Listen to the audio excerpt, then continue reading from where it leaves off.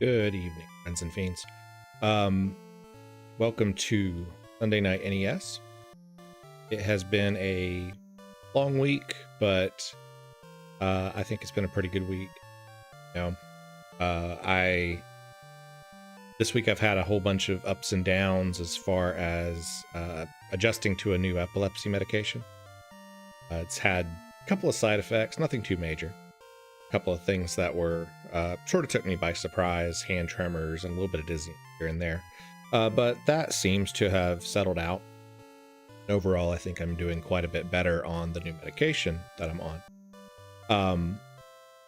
Tonight, we are going to be continuing our Dragon Warrior run. At this point, we're still just kind of grinding up levels and getting enough gold so that we can improve our equipment and hopefully push into new areas. After that, we're going to take a look at Noid, which is a curiously interesting game. Back in the 1980s, Domino's Pizza had a mascot called the Noid, who was supposedly obsessed with pizza.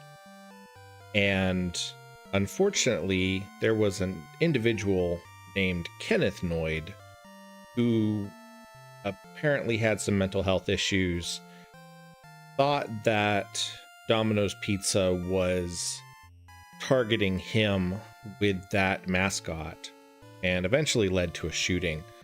So they very quickly dropped the Noid mascot from Domino's, but they made a video game of it, and it was a video game that I owned when I was a kid, and I actually really enjoyed it. So we're going to play that tonight, and then after that we might take a look at Mega Man 4, which is not a Mega Man from the classic series that I've played a whole lot, but it is one of the games that started to introduce some of the features that were became iconic throughout the Mega Man series. Stonehome Games says, that game shakes fist. I spent my hard-earned money renting that game multiple times. Matthew Callahan says, here for a few minutes while I deal with kitty dinner and taking care of insulin for my diabetic kitty. Dramatic Chipmunk, by the way. Hi, Dramatic Chipmunk. Glad to see you. Before we get into our thing, I always like to show off a couple of neat little treasures and things like that I have found recently. Yesterday, I showed off a 1983 Thundercracker Transformer on my Final Fantasy IV Ultima stream. And I also showed off a Voltron figurine that I got. At the same thrift store, I found a Lego Stormtrooper alarm clock. And I have actually had my eye on these things for a while. They go on eBay for anywhere from $15 to $30, depending on the condition and the whether it comes with the box and stuff. This one was like $7.50 or $8, so I thought it was a pretty good steal. And in the same bag that I found the Voltron figurine, I found a RB-79 ball mecha from the Gundam series, which is actually interesting because earlier this year I was playing through the Gundam 79 series, which is the first series in the Gundam series of giant robot anime. If you've never seen it, Gundam 79 is really good, and I really enjoyed it. We're going to go ahead and hop into our game. As I get my cursor correct.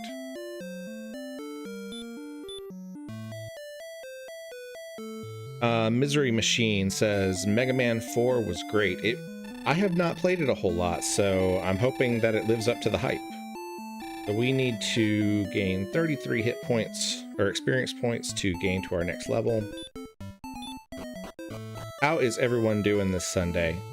I hope that the past week has treated you well and that you have a good week coming up ahead of you. You know, we are quickly heading into the holiday season, and that means things are getting a little bit crazy, especially on the roads. If you live anywhere that has a substantial amount of traffic.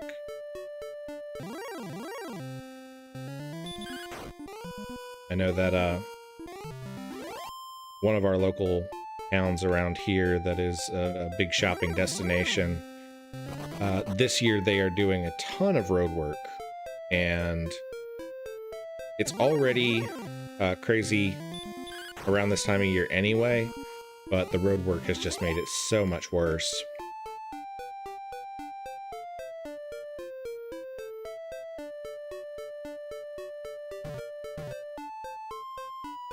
I hit a little bit of a nice milestone earlier today and passed 150 subscribers on this YouTube channel.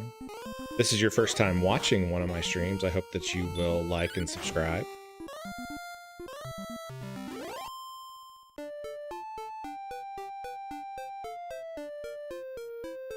Cross the bridge, and in this game, this is the first game in the Dragon Quest series. If you are not familiar with it, it was released as Dragon Warrior in the US. In fact, Dragon Quest 2 and 3 were also released as Dragon Warrior, and possibly even Dragon Quest 4. I don't remember if they changed the name whenever it became 4 or not.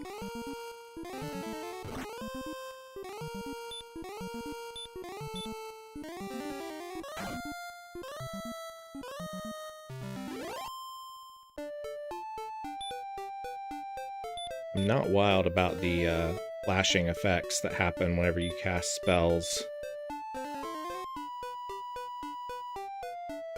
They are something that can be a little bit problematic for me if I have to watch them for too long.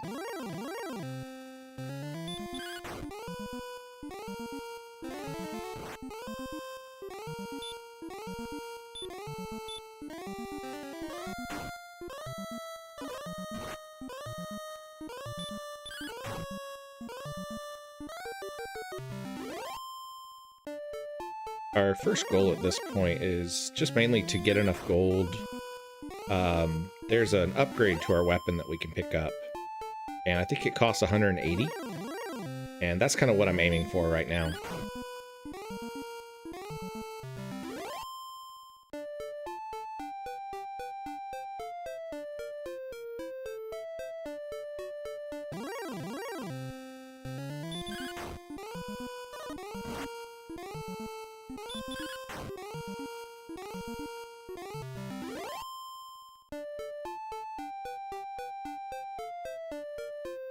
Misery Machine, if you're still watching, do you have a favorite Mega Man?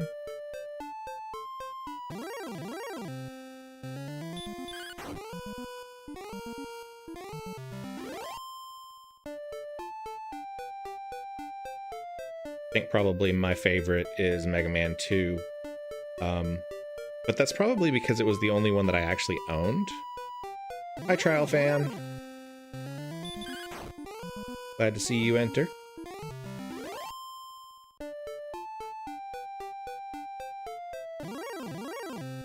Are we talking the Misery Machine? Are we talking the original Mega Man X? Need to pay attention to what I'm doing here.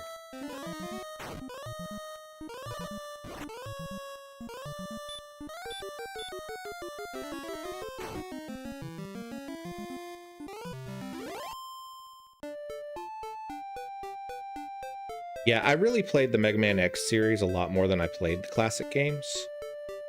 Misery Machine says, I love 2, 3, and 4 on the NES, but X took the series to new heights for me.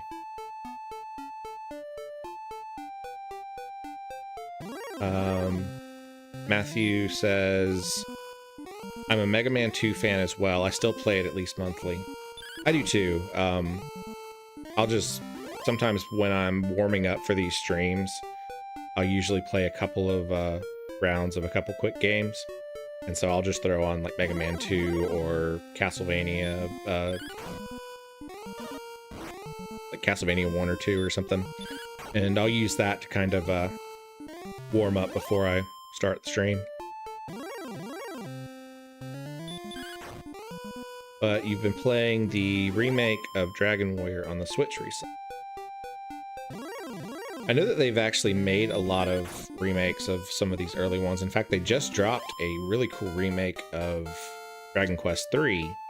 I have not played any of the remakes, and this is Dragon Quest I is the only game that I remember playing as a child. So one of my goals for 2025 is to play through the entire series.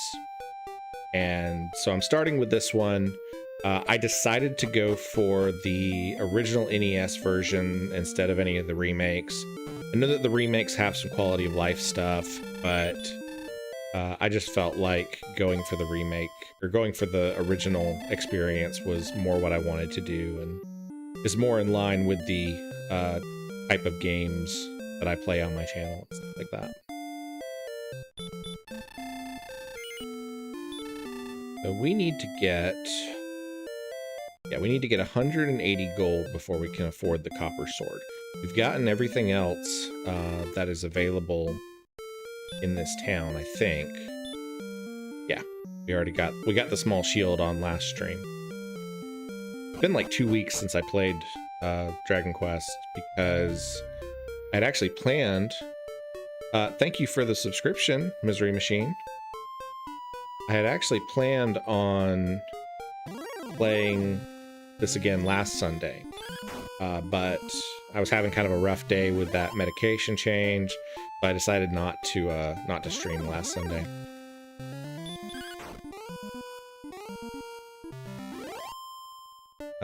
Misery Machine says, I remember playing this one when I was a kid as well. I didn't get too far as I was pretty young and didn't own a system of my own until the NES came out when I was about 10. We had a original Nintendo when I was a child, and I played quite a few games on it. And then when I was about 9 or 10, I think is when I got a Super Nintendo.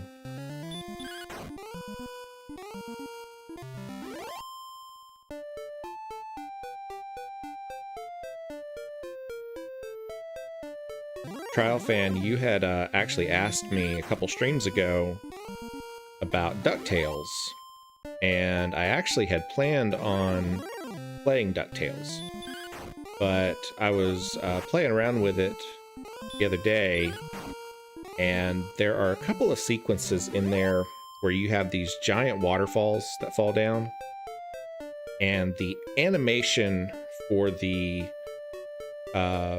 waterfalls is really, really triggering for some of my symptoms. So that one, unfortunately, is going to have to go on the Brain Meat Says No pile.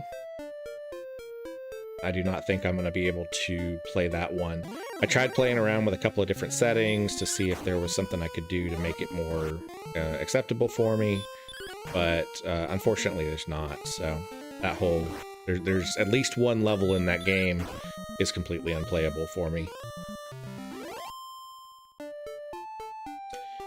Matthew says, what was your first system, Wobble? So we actually had an Atari 2600, and that is the first system that I remember playing. My dad actually had some sort of a system. It wasn't like a Commodore 64. I'm not actually sure what it was. I know that it would not connect to a color TV for some reason. Only connect to this old black and white TV that we had, and the keyboard was actually mounted on like a piece of wood. I only vaguely remember that one, and I think it slightly predates the 2600 that we had.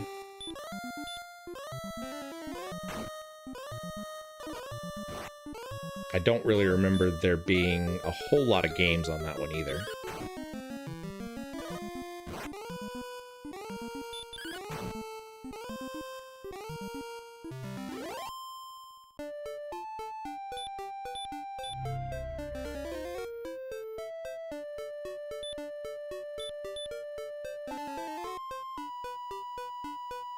Hi, Freya. Yeah.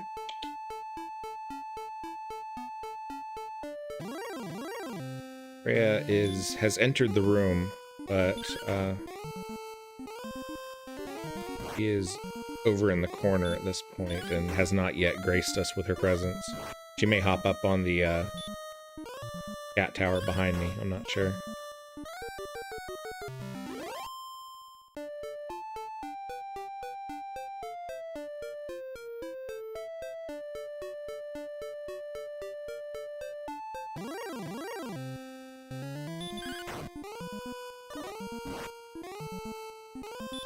Matthew, I know we've talked on Blue Sky some.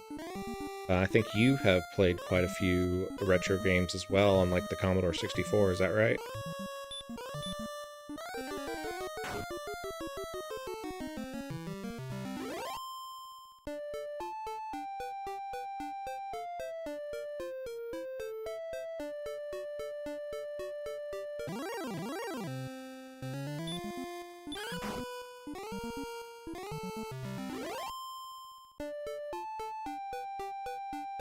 We need about 30 more gold before we get the copper sword.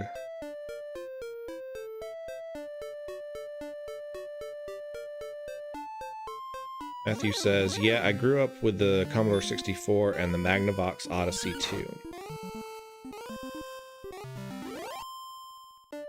I don't know a whole lot about systems earlier than the Atari 2600.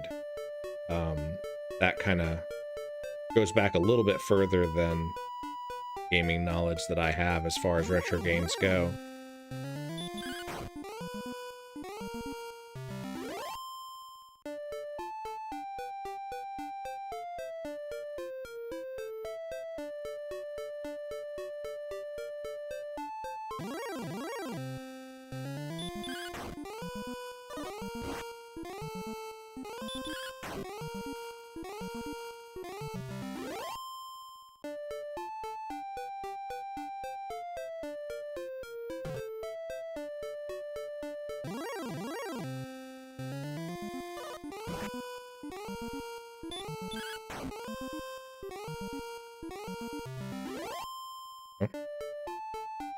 Had a slight misfunction with my coffee cup. It decided to stick to my coaster for some reason.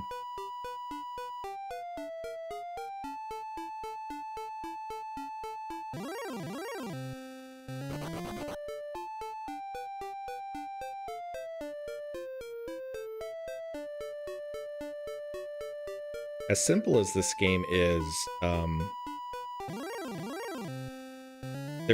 it just had a lot of charm when I was a child. Something about like the animation whenever you go into a combat. The music. Odd choice of sort of adding that fake medieval tone to the text.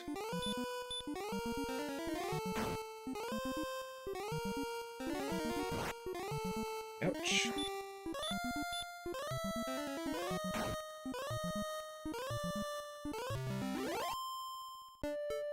Are critically injured.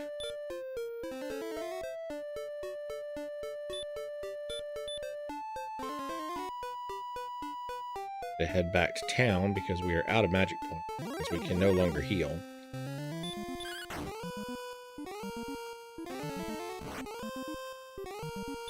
I think I do have a couple of healing herbs if I need them, though.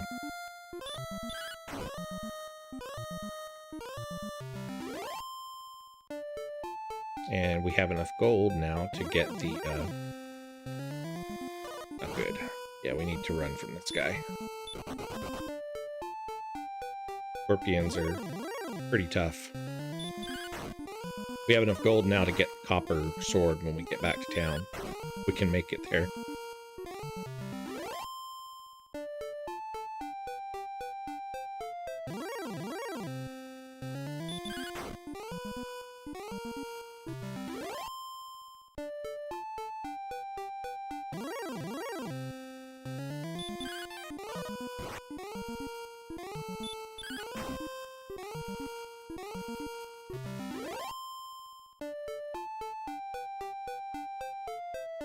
Not sure how well y'all can see it on camera, but I ended up getting an impromptu haircut today. I normally don't shave my head entirely, but I was trimming up my hair and my electric clippers decided to freak out and just kind of give up the ghost. The guard popped off, and they've been acting kind of funky anyway, and it dug a big gouge in the back of my head, so I kind of figured, oh man, I guess I'll just shave the whole thing, which led me to a adventure of trying to find a razor in the house. Luckily, I did find one.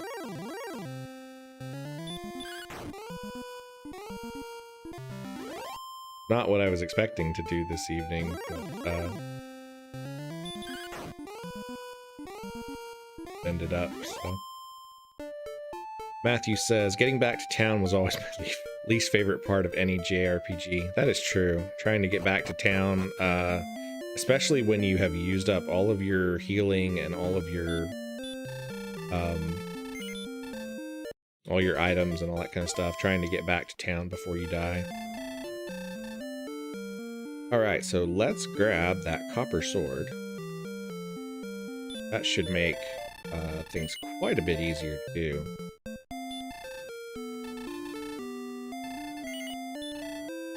I always like that it auto sold your old items.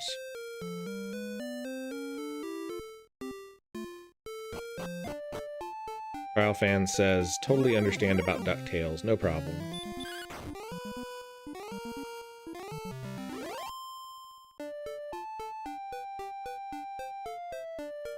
I don't know though, after shaving my head completely, I don't dislike it, so I might try that out for a while.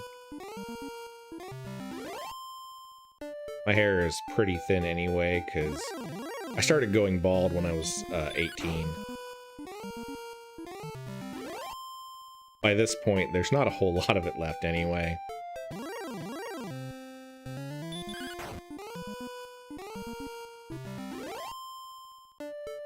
Alright, so we're going to head back across the bridge and see how much further we can push now that we have the copper sword. Somewhere to the east is supposed to be a town where we can buy some keys, and those keys will let us get into some treasure rooms in First Castle and the first town. Misery Machine says full bald makes for an easy morning routine. I mean, my morning routine was pretty easy as it was, but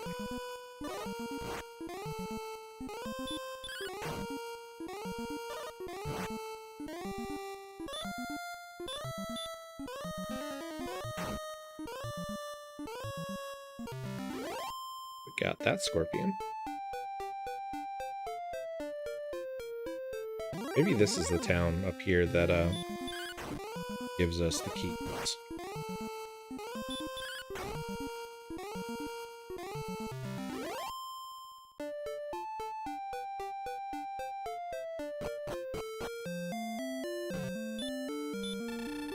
This is the village of Cole.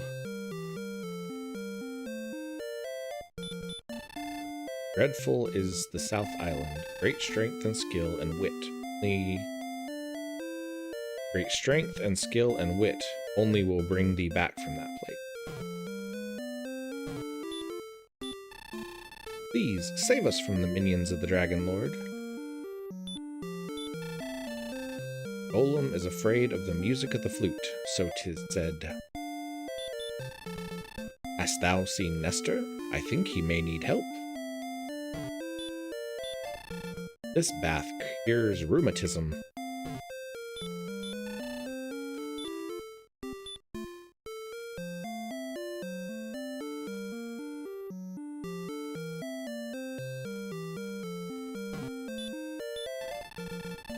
In legends, it is said that fairies know how to put Golem to sleep.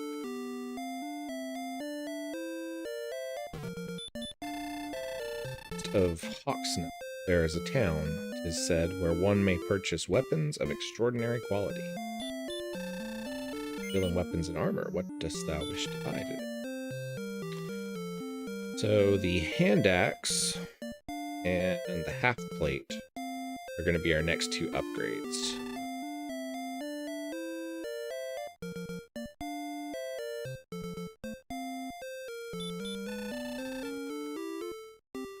Somebody in my Final Fantasy IV Ultima stream yesterday commented that one thing they liked about JRPGs is that a lot of times you just found better equipment instead of buying it. Dragon Quest I is not one of those games for the most part. Generally, you have to buy your equipment. Though thou art as brave as thy ancestor, Wobble, thou cannot defeat the great Dragon Lord with such weapons. Thou shouldst come here again. Hate those little poison swamp thingies. Art thou the descendant of Erdrick? Hast thou any proof? Yeah, see, these doors are only openable if you have the key. Not that yet. Rimeldar is the place to buy key.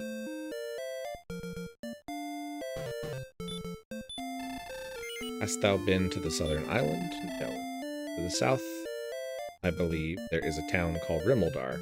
Okay, so it's not east, it is south of us that we have to go to get the keys.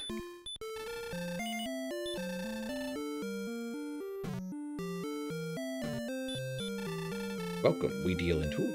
What can I do for thee? Dragon scale and wing.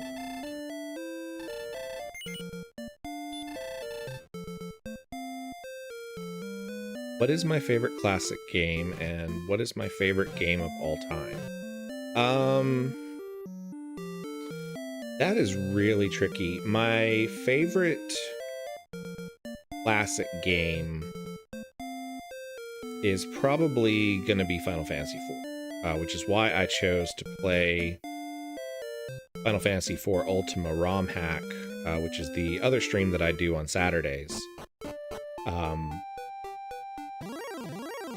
I really enjoy a lot of the classic Final Fantasies. 6 is a phenomenal game, and a lot of people, when they're talking about Super Nintendo Final Fantasies, 6 takes the cake. For me, for some reason, 4 stands out just a little bit better. There's something about the style of the game, the storyline. I just really prefer it a little bit more over 6. As far as my favorite game of all time, that is probably going to be Castlevania Symphony of the Night. And in fact, I just recently discovered that there are some randomizers for Final Fantasy, or for Castlevania Symphony of the Night, and those are really, really interesting. I started playing a couple of them, and hopefully we'll kill this. Yeah, okay, got him. Nope, didn't want to cast Hurt. So Castlevania Symphony of the Night is, like I said, easily my favorite, and the randomizers are really cool because they not only change up the locations of the items that you get, but they can change up a whole bunch of other stuff too.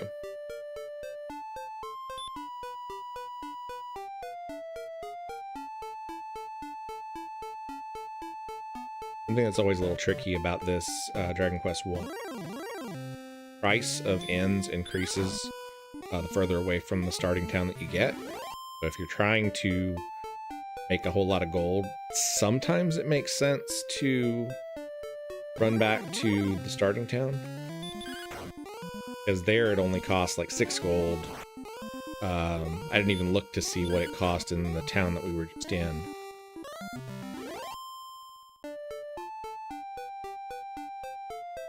It's really hard to pick favorite classic games, though, because there are so many fantastic games out there. Just before I started this stream, my friend Oni, who was in my Final Fantasy stream yesterday, right now on Twitch, he is streaming Secret of Mana Turbo, which is a ROM hack for the Secret of Mana game. And it looks really cool. So it might be something that I end up having to play after I finish some of these others.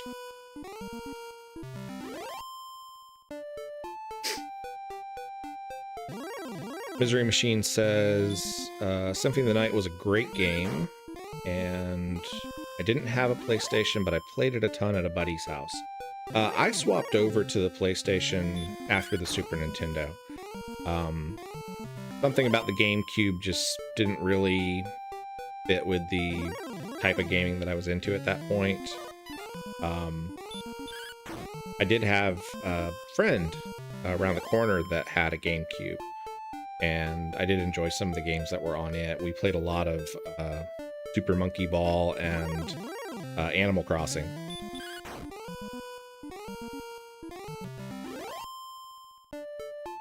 But I swapped over to the PlayStation and enjoyed a ton of games on the PlayStation. It's one of my favorite systems. And then later on I had the PlayStation 2. I briefly had a Xbox and an Xbox 360. That's not where I needed to go.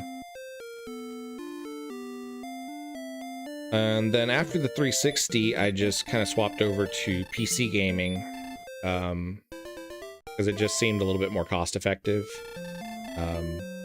With my epilepsy, it's really helpful if I have a lot more granular control over the graphics. So having anything like that is really helpful, and on the PC I can control those graphics quite a bit more. Although I'm sure by now with modern consoles they give you a lot more controls than they used to. But I could change things easily, like frame rates or color filtration and stuff like that if I need to on this. I'm actually playing Dragon Quest right now on a emulator, and I can actually change all kinds of different stuff. Like, it has a slider that lets you change the intensity of the scan lines, and some games scan lines can be triggering for me, so having the ability to adjust intensity of the scan lines is a really helpful thing. Misery Machine says, I had a Nintendo 64. My first non-Nintendo console was an Xbox, and then I got sucked into PC gaming. I liked the original Xbox. I didn't have a ton of games for it, but I enjoyed it. That thing was like a suitcase, though. It was huge. Probably the heaviest game console that I've ever owned.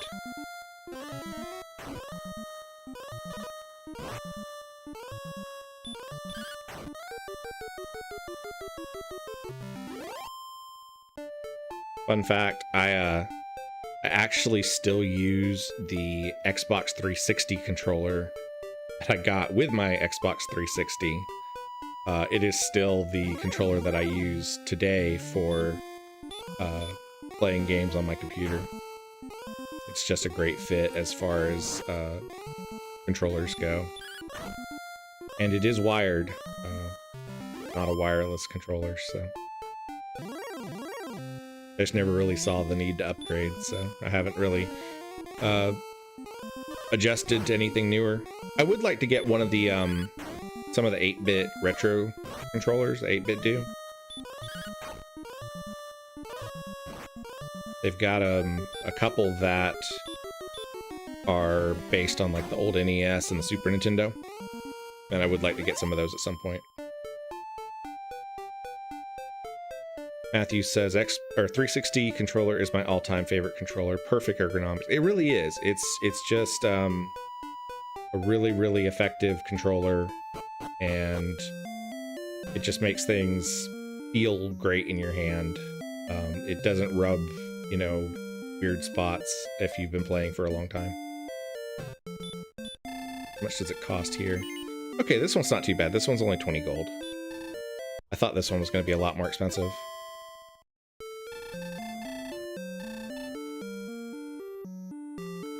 Misery Machine says, the Xbox 360 controller is a nice style controller. It fits your hands so nicely. It really does. Although, you know, this is the...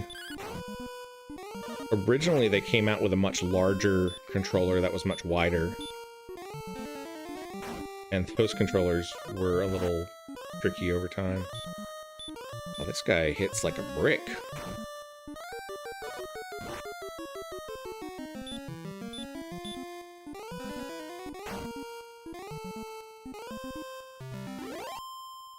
Ow. Skeletons are a doozy.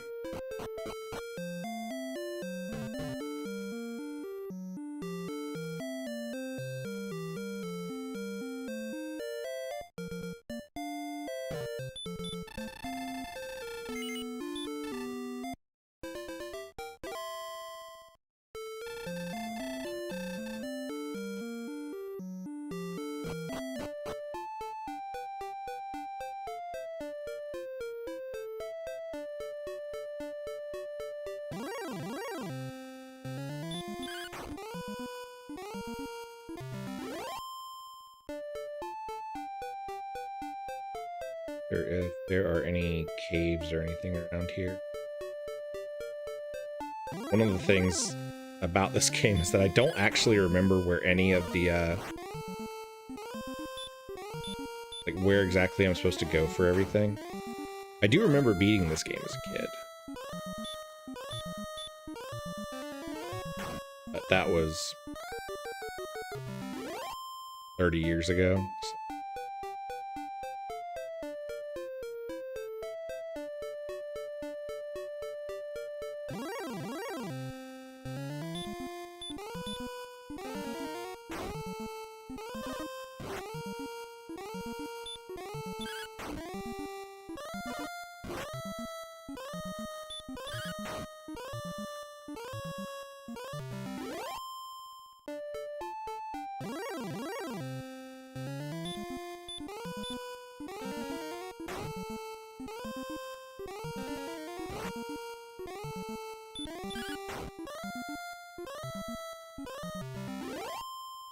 So I pretty much decided that until we get past the new year, I'm probably going to stick to just streaming on Saturdays and Sundays.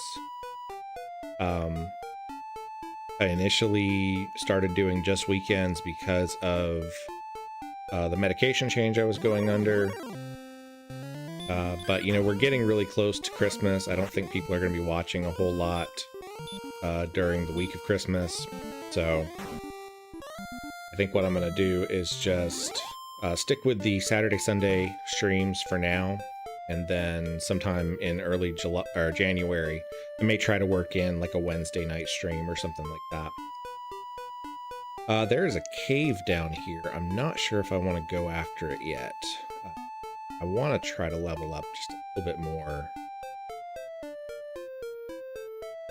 I think that the wings that I just picked up, if I use them, I think it allows me to bypass,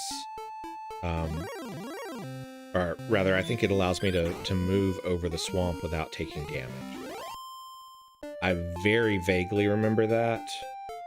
Could be wrong. But that was an item that I bought in the last town that I was in, so...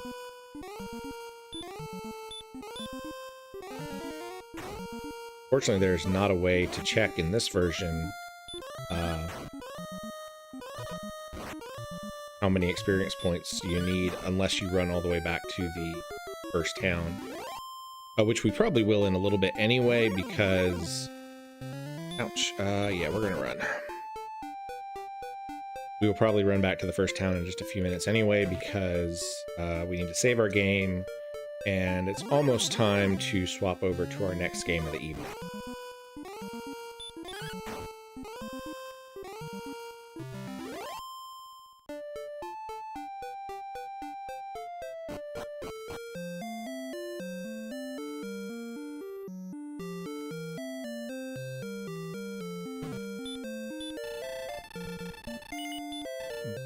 to go ahead and use the inn, and then we'll start heading back to town.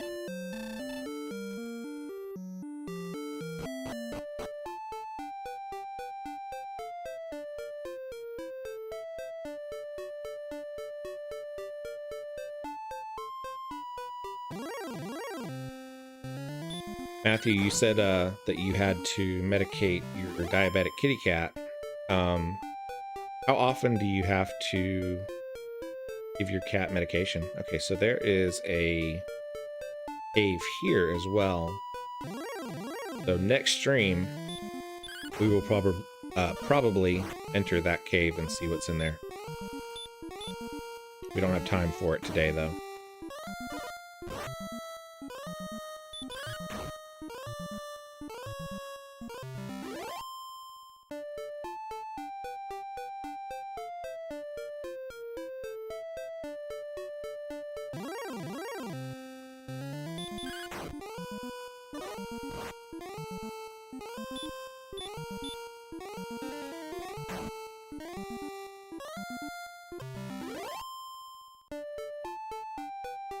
Twice a day insulin shots and on a very controlled diet. Wow, twice a day. That's a lot. Does he handle them pretty well?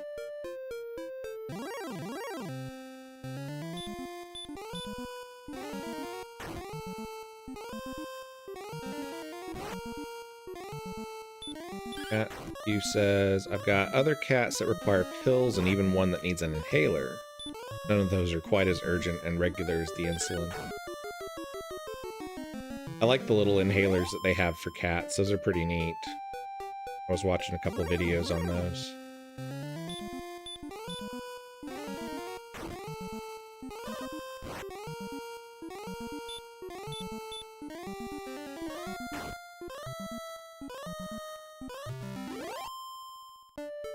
Matthew says he absolutely doesn't even notice the shots I get him while he's eating. That's good. Freya has to have allergy shots every once in a while, but it's usually only about once a month. Sometimes I can even stretch it to 2 months if she's doing okay. She is not a fan of them, but that's probably because she doesn't have to get them quite as often.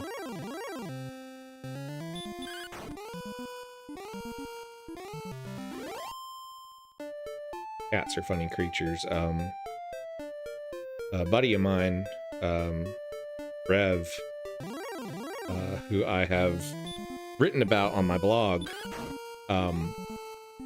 his cat Jack is currently dealing with some dental issues that are pretty dangerous since the cat's 20 years old. I know he's worried about him. Just leveled up, that's good. Courage and wit have served thee well. Thou hast been promoted to the next level. Thy power increases by 2. Thy response speed by 6. Thy maximum hit points increase by 2, and thy maximum magic points increase by 2. We have learned a new spell. We learned the sleep spell. That's cool.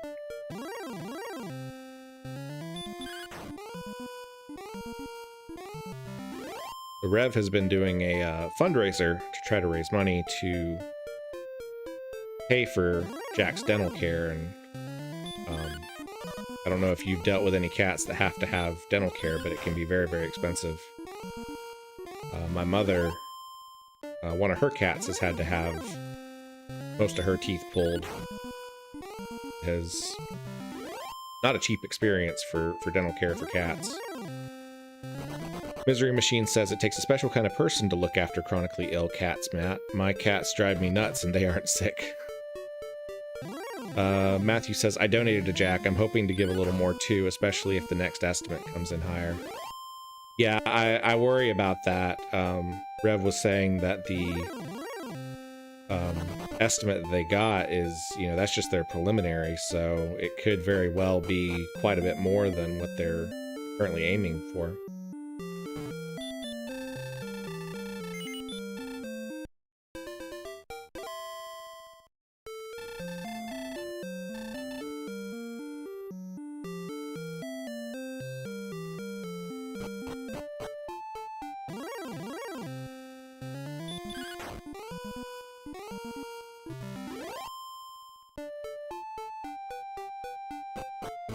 Alright, we're gonna go pop by the king and save our game.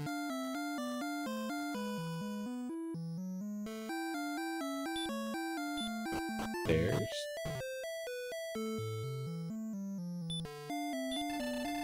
I am greatly pleased that thou hast returned, Wobble. For reaching thy next level of experience, thou must gain 345 points. Wilt thou tell me now of thy deeds, so they won't be forgotten? Thy deeds have been recorded on the Imperial Scrolls of Honor. Dost thou wish to continue thy quest? No, we do not. Hey, streams that become cat chat are the best kind of streams. We are going to pop over to our second game of the evening, which is Yo Noid. And I'm going to let it run for a second because there is a cutscene that starts in a second if you don't start the game. Yo, Noid update! Wild creatures led by Mr. Green are assailing New York City. The mayor knows only the Noid has the power to stop them. Using his super yo-yo and other inventions, he will try. I like how they misspelled mayor in this game. And see, this is the weird thing about photosensitive epilepsy. The water effects in DuckTales really bothered me. Water effects in this game don't seem to have an effect, and I don't know why that is. Some things just happen to hit the frequency and some don't. Like I mentioned in the introduction to my stream, the Noid was a mascot that Domino's Pizza ran in the 1980s. And unfortunately sort of a tragic one, because there just so happened to be a guy named Kenneth Noid who... I don't want to diagnose him. I want to say he was a paranoid schizophrenic. I could be wrong on that. He may have had some other mental conditions, but either way, he took the Noid character to mean that he was, that Domino's was out to get him in some way. Ah, ran right into that fish. If you've been watching my streams, you know that talking and platforming at the same time are not things that I'm super great at.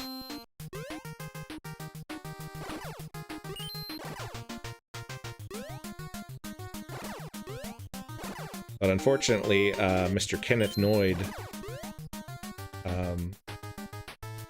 led to a shooting, and after that, Domino's very quickly scrubbed any mention of the Noid mascot and has not used it since. But they made this game, and it's just a fun little tie-in, and yet again I died because I was talking. Misery Machine says, Matt, I'm glad he found a good forever home with someone who'll take good care of him. And I loved this game as a kid. Matthew says, Misery, I actually chose this guy because he's diabetic. He spent years in a shelter. Everyone wanted him until they found out he was diabetic. You know, it's hard to find homes for cats with disabilities.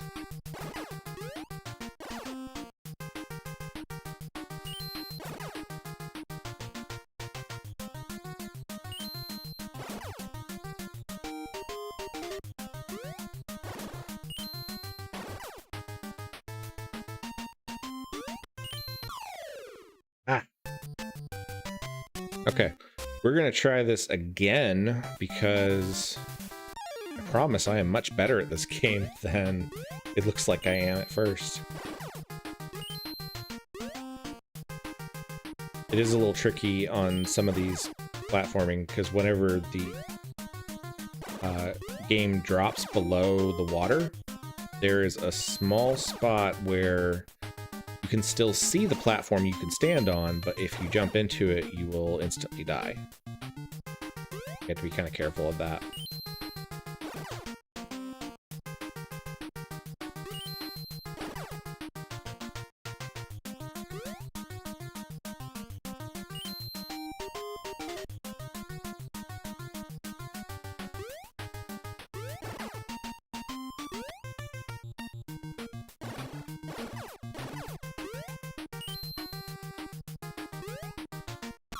Ah, like that one. Brittany, hello. Welcome to the chat. Misery Machine says... Oh, I need to get caught up on chat.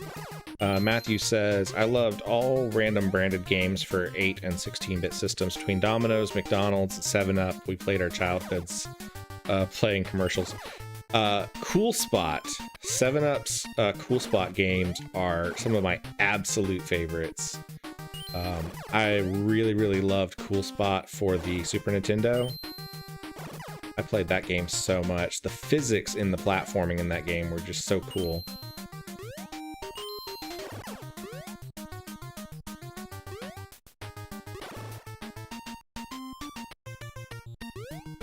Misery Machine says, I was a GM for Domino's for years, and this story came up a good bit. They talked about bringing the Noid back in the mid-2010s, but scrapped the idea. It probably would have done well, to be honest. I think it's far enough removed from the tragic events that it probably would have done okay. But I can understand why they didn't want to stick with it. Trial Fan says, Matthew, how old is your cat with diabetes? Brittany says, this reminds me of the Pizza Hut platform game. I don't remember where I got it. It was a computer game. I don't remember that one. A pizza eating contest. This is a weird little mini game that you have to play between each level.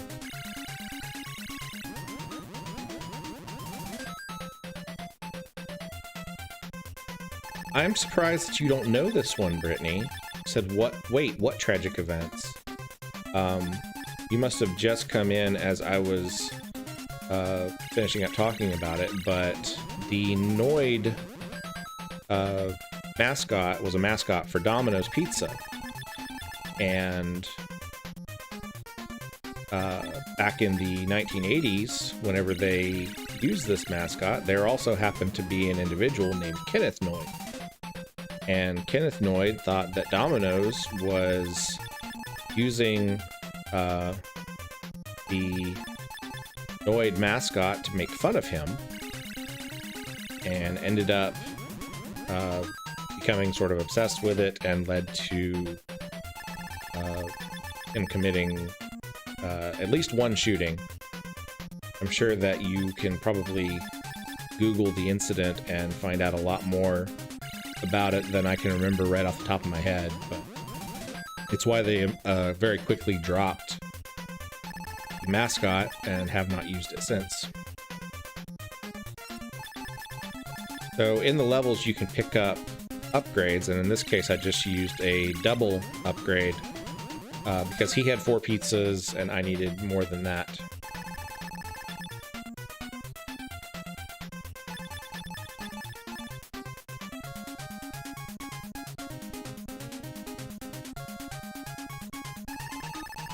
You have to pick a 1 or something. Okay, 2, I can deal with that. Oh, I can't deal with that.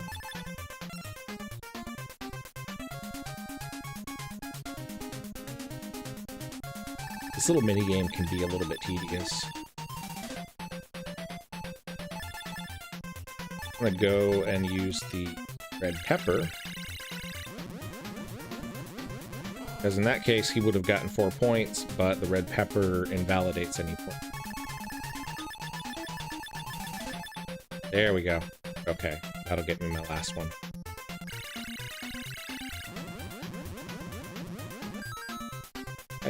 I give.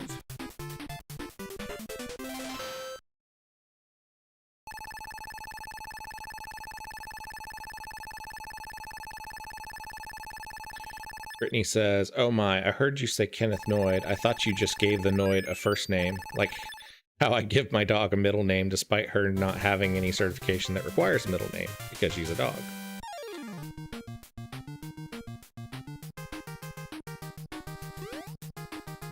This level has the ever-present ice level where you kind of slide across the ground. To this day, game developers love including an ice level where you slide across the ground, and hate them in just about every game that I've ever played.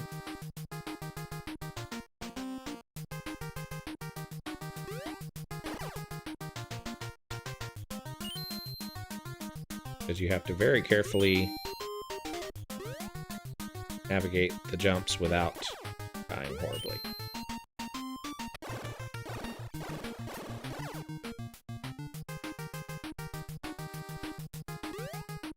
I like how it says singles only.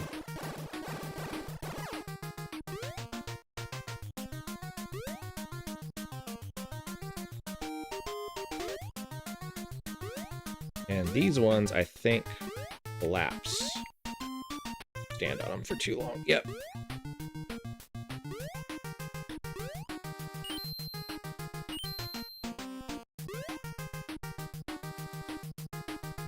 No! Ice physics in game are the worst. That is true, Misery Machine. Brittany says, it's Louise, by the way, so next time you come over, if you need to yell at my dog, her full name is Tabina Louise. That's how she knows you're mad at her. I could never be mad at Tabina because she is an absolute sweetheart.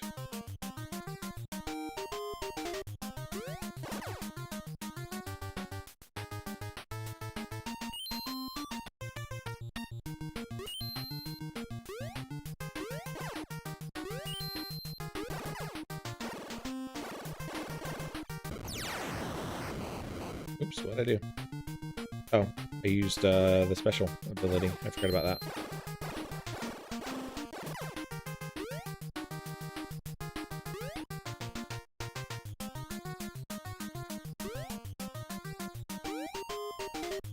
I like how they gave him the yo-yo animation, even if he's just standing still.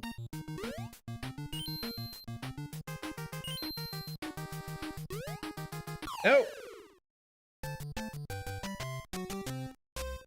Sabina is a heinous animal and is lucky I tolerate her antics. I don't believe that, and I just don't believe that at all. Sabina is a complete sweetheart, and I have never seen her get into trouble.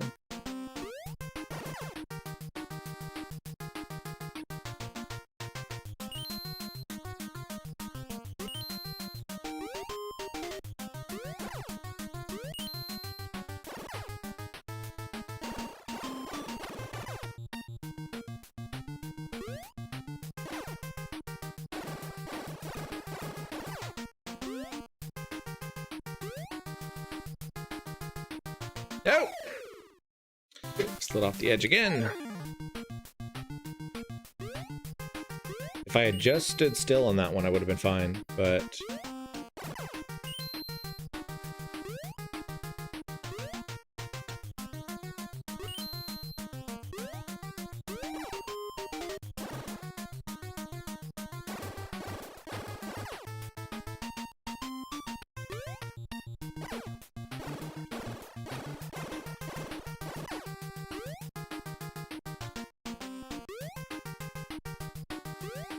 No. I was gonna slide off the edge, so I tried to jump so that I would save myself, but then I jumped too far.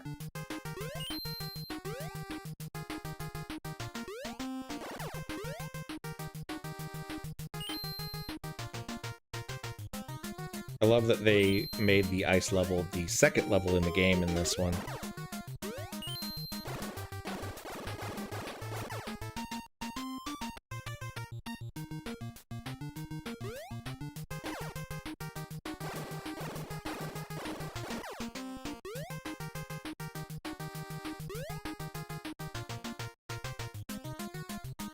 Robbie, welcome to the chat.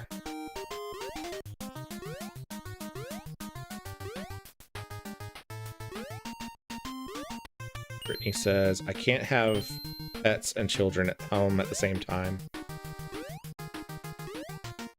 Oof. No. I'm only keeping one. Who's going to tell my kids the bad news? Misery Machine says, my dogs are named Soda and Mason, but that might as well be their middle names, as I mostly have to address them as Damn It Soda and Damn It Mason.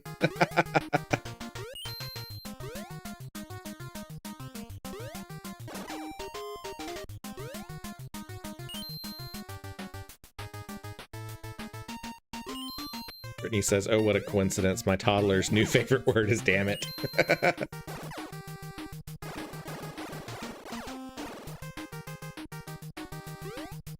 I don't know where she learned that word, Brittany.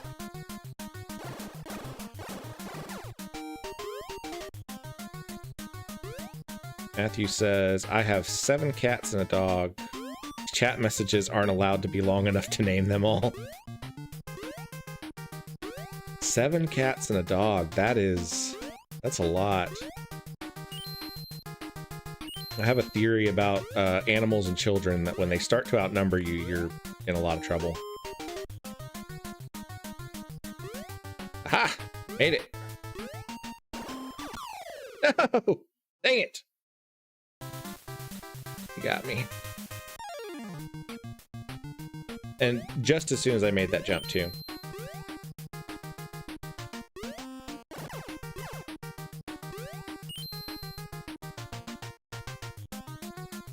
No idea, Uncle Wobble. I didn't teach her that word.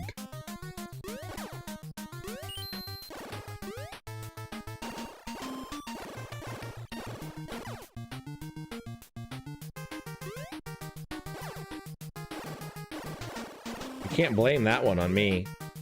Project 45, what's good, Wobble? Hello, Project 45, welcome to the chat. Misery Machine says, I have 4 cats and 2 dogs and 6 children. Luckily, not all the kids live at home anymore. The tables are tipping in my favor.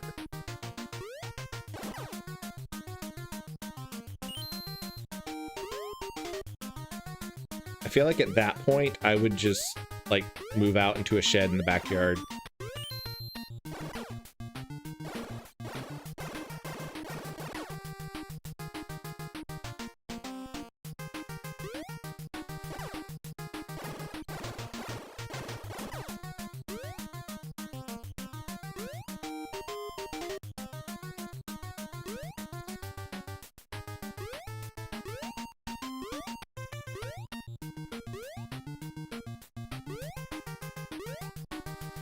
Robbie, this was the Domino's mascot.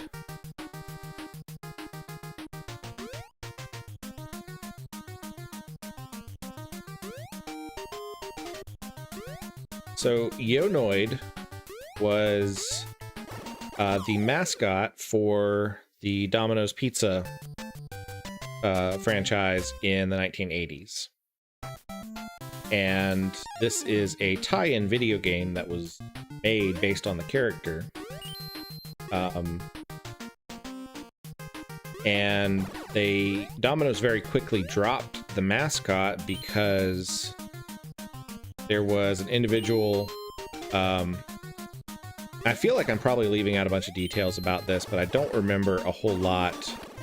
I may send Brittany on an errand to Wikipedia him real quick and tell me all the full details, but this guy's name was Kenneth Noid, and he happened to think that Domino's was using the Noid mascot to make fun of him, and it led to him eventually committing a shooting. And so after that incident, Domino's very quickly scrapped the mascot and hasn't used it ever since. But the game had already been produced at that time.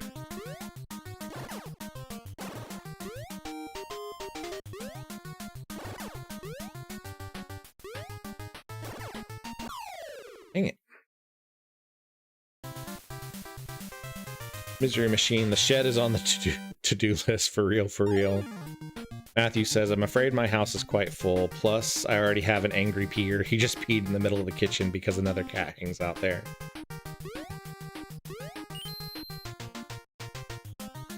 I don't know what you guys are talking about. My cat is a sweetheart, so...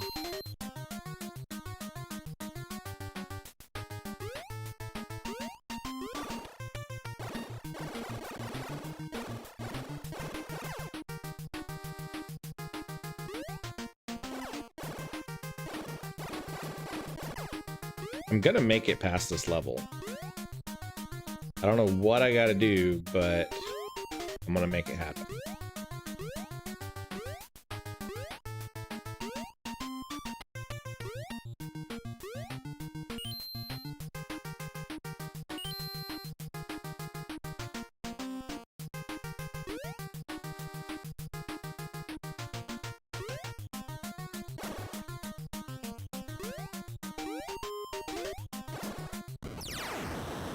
There we go.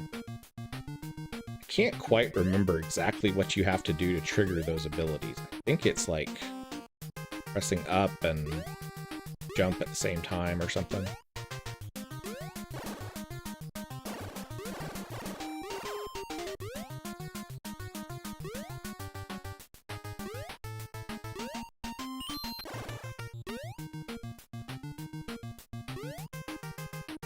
There we go. Made it past the level finally. Project 45 says, bro, that's actually the most insane thing I've ever heard. What's some of your favorite NES games, though, my man? Earlier tonight, I was playing the first Dragon Quest. Oh, man, I love this level because you have the skateboard. I really love Mega Man 2. I really have a lot of love for Castlevania 2 Simon's Quest. It's a little bit different than the other Castlevanias that came out on the NES, but there's just something about it that I really like. I forgot about the skateboard level in this thing. The original Final Fantasy, of course, is just a fantastic game. Oh, dang it. Let's see. Misery Machine says, Matthew, I have a kitchen peer and I'm seriously considering letting him run out the door tomorrow. Misery Machine, Wobble Rocket. The NES has some brutal platformers, man. Some of the stages in this game are so tough. Yeah, they really are. Wobble, you have the patience of someone who grew up with an NES. I mean, you just have to. You have to keep pushing on them because a lot of the games, it's just about pattern recognition. Once you learn where the enemies are and where you need to jump, things get a lot easier.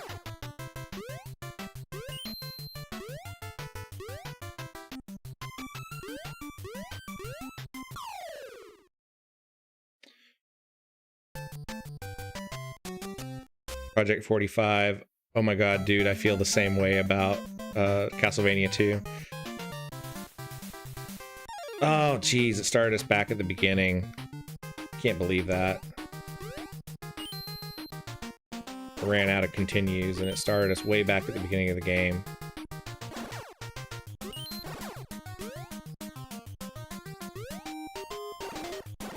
Brittany says, I'm remembering why I never took to video games. Because you're not a nerd? You're not cool enough to be a nerd? Is that why? Castlevania 2 was actually the first game that you bought Project 45. That's cool. I don't think it was the first one that we had when I was a kid. Probably the original Mario was the first. We actually had the Mario NES cart that had Mario Duck Hunt and the track and field game with the I'm not sure if you guys are familiar with it, but back in the day, the Nintendo had a running pad that you could use for a couple of games. It was just a little peripheral that plugged in, and it had probably like 6 or 8 spots on it. And if you ran really fast on the pad, it would make your character in the track and field game run. Let's see. Brittany says, I'm not good at them. I die forever in a row and give up and go read a book. Can't give up. You have to keep trying until you get better at the game. Alright, so this guy has 4. We're going to grab 3 and double it. We have 6. Misery Machine says, I cut my platforming teeth on the Ninja Gaiden games. All 3 of those games were absolutely punishing. Controller got launched more than a few times. Yeah. I've been playing Ninja Gaiden on my last couple of Sunday night NES streams, but I have not, didn't plan on playing it tonight. But yeah, if you learn to platform on Ninja Gaiden, that was definitely a game that taught you a lot about those. Misery Machine, I remember thinking my friends that had the track and field pad and the power glove were rich. There is actually Power Glove for sale on my local Facebook Marketplace. And unfortunately, it is way out of my price range. But I would love to own one. I never had one as a kid. I don't actually know what the Power Glove actually did. It was just one of those weird peripherals that seemed like it was really powerful, but I don't know of any games that actually specifically use the Power Glove. Let's see. Project 45, Brittany played Dark Souls, super easy to get into. Brittany, do not play Dark Souls. You will end up either destroying a game system, destroying your marriage, or destroying one of your children, so.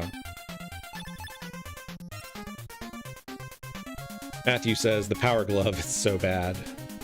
Brittany says, I've since gotten married and had 3 children. No more time for video games. Wobble Rocket does that for me. Okay, you can live vicariously through me. Oh, I can't keep up with chat tonight. Misery Machine. I wanted to play Elden Ring, so I decided to jump in and learn to not suck at Dark Souls 2. Those From Software games are so brutal.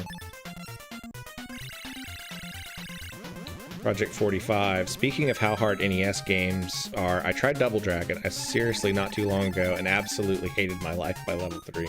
I like Double Dragon. I never had a whole lot of problem with it. It does, I mean, the difficulty does ramp up pretty fast on that one.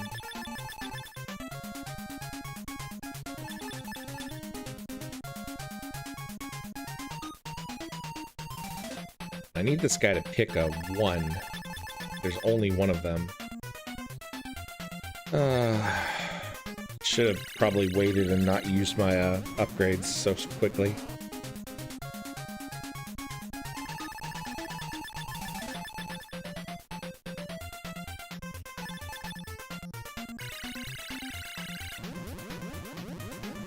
Project 45, I never really got into them, but I have tried my hand at them a few times and got absolutely shredded. There it is. There's the one that I need.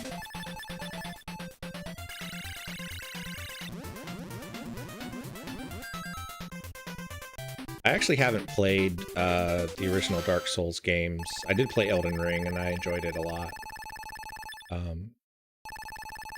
Brittany says, I have audiobooks, so if I can have someone read books to me, I can have someone else play video games for me. Hey, look, it's our favorite level again. At least maybe now I'm good at it. Watch me die like 6 times. Because I said that.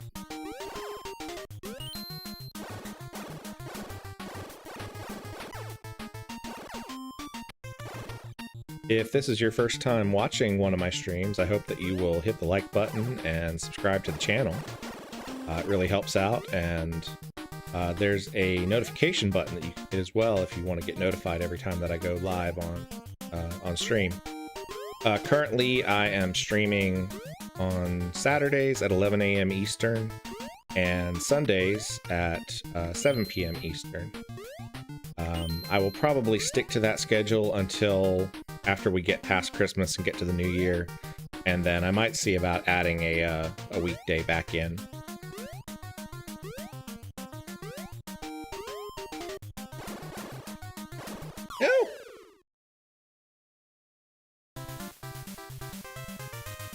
Misery Machine says, I love Double Dragon. It was always easier as a second player. Yeah, it really is. If you have a second player in Double Dragon, it makes the whole game quite a bit easier. I really love the 2-player games, the co-op games like that.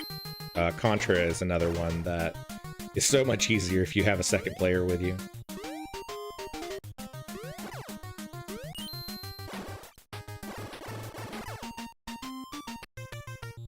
Project 45 says Bimmy needs to be an unlockable in Smash or something.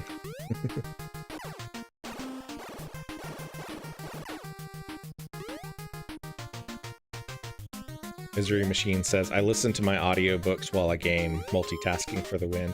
I do that too sometimes, especially if I'm playing a game like Minecraft and I'm just doing something mindless, like digging out a mountainside or something. I will put on an audiobook and I'll listen to that. But when it comes to these old NES games, a lot of times I really enjoy the music and the sound effects, so I really like to stick to those.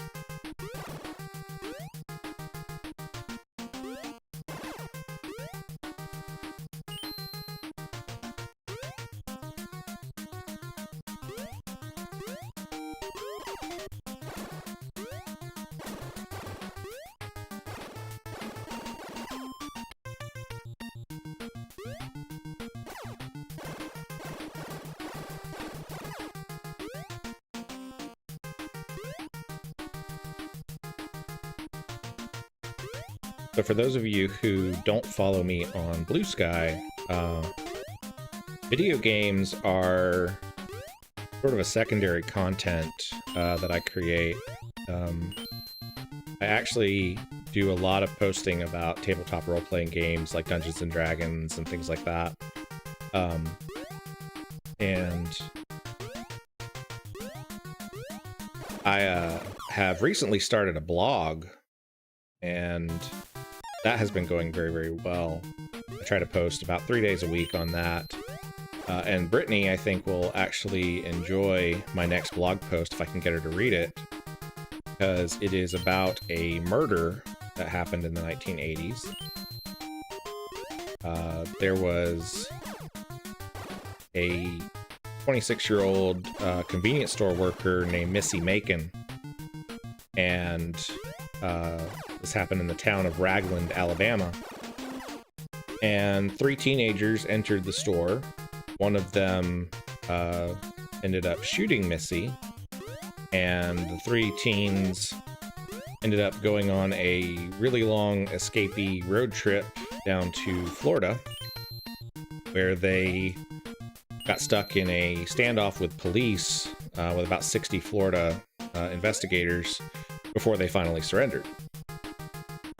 Well, when it came time to their trials, they claimed that a game called Top Secret, which was a spy role-playing game, sort of like James Bond, inspired by like the James Bond movies and things like that. They claimed that they were acting out a fantasy from the game Top Secret, and that is what led to them committing that murder. There are a lot of shootings in your stream, man. There normally isn't. There normally is not a lot of shootings in my stream. It just happens to be something that I've been researching a lot lately.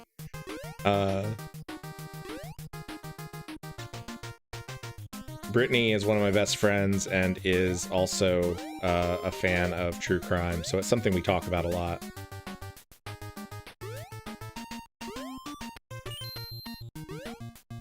But I am publishing a blog post about the murder of Missy Macon tomorrow. That kind of goes a lot more in depth than anybody else has ever written about it. There are other writers who have talked about this case before, but they usually only cover it in about a paragraph. And I've spent probably the last week going through a whole bunch of old news articles to sort of track down the complete story of what happened on that night and in the times past, just after the murder.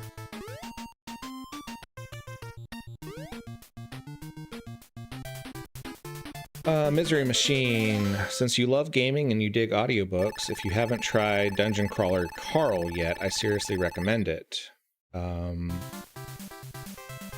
Brittany, he was found not guilty by reason of insanity. He spent the rest of his life in a mental institution and died by his own hand in 1995.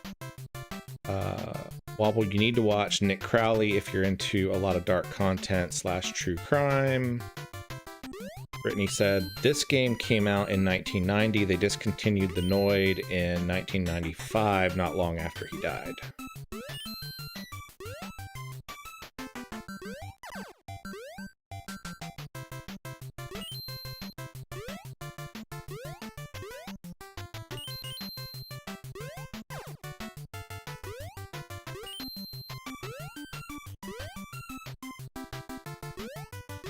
Is Nick Crawley a YouTuber, or is that a podcast? Project 45. You guys always get me.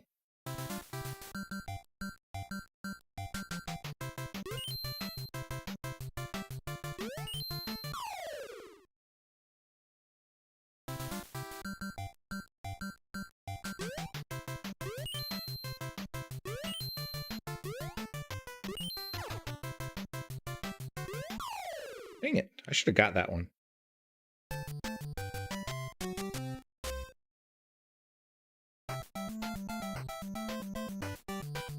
Huh, I actually did not realize that it took them that long to discontinue the Noid. I thought it was a lot sooner after the shooting, after he was arrested.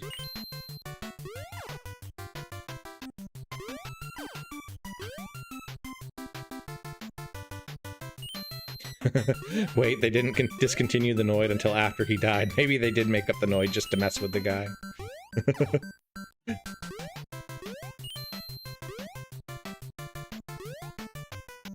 Stonehome Games, welcome to the chat. Oh gosh. Alright, after we are done with this set of continues, we're going to swap over to Mega Man 4 for our final game of the evening.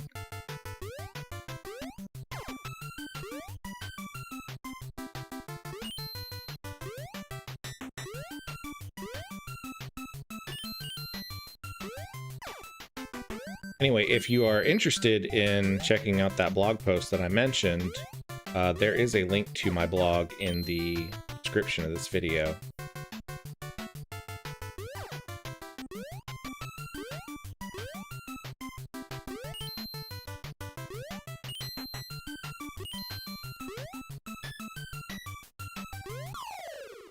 That should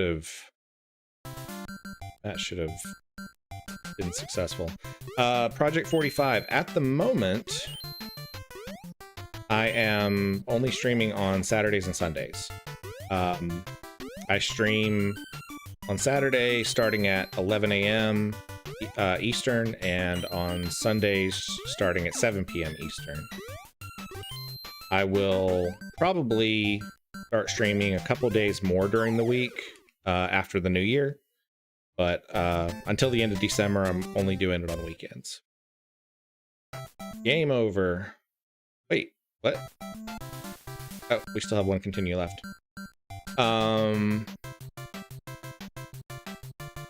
Project 45, I'll be sure to check in. I appreciate that, man.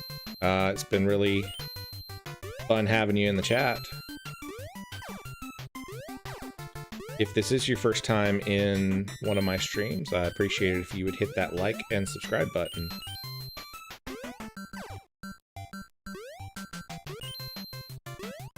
Awesome, dude, because I'm hella busy weekdays, but I'll be sure to hit the notification bell.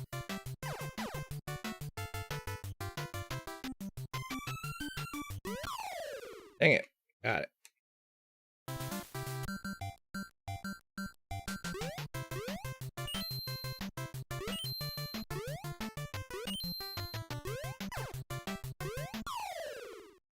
Something is up with the hitbox with this,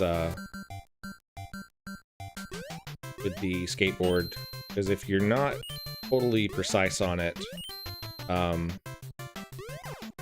you'll end up hitting the enemy in just the right way that it kills you.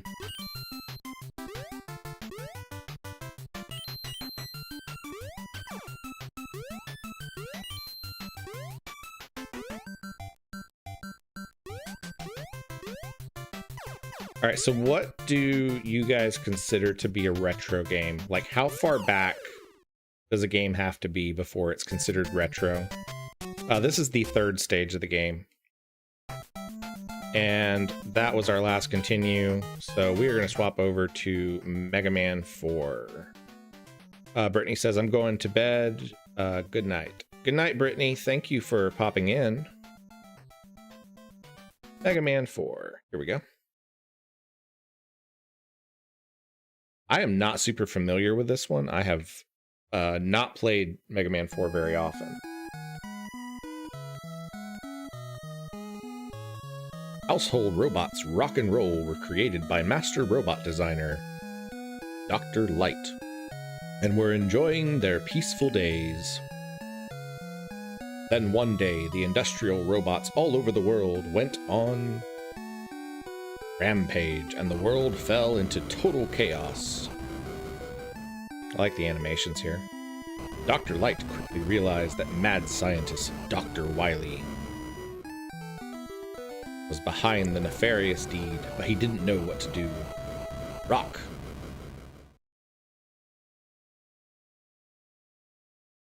having a strong sense of justice, volunteered to be converted into a fighting robot.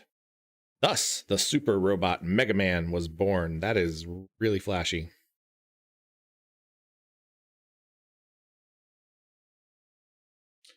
Project 45 says, anything before the 2000s, in my opinion. PS1 to 2 is considered retro for me. Matthew says, I'm pretty comfortable calling PS2 and back retro. Mega Man shattered Dr. Wily's plans 3 times, and world peace has been maintained so far, but history repeats itself. Forgot there was a lot of flashing here. Dr. Cossack, a mysterious scientist, has something, and sent them after Mega Man. Mega Man starts for the battle again. This time equipped with the powerful new Mega Buster.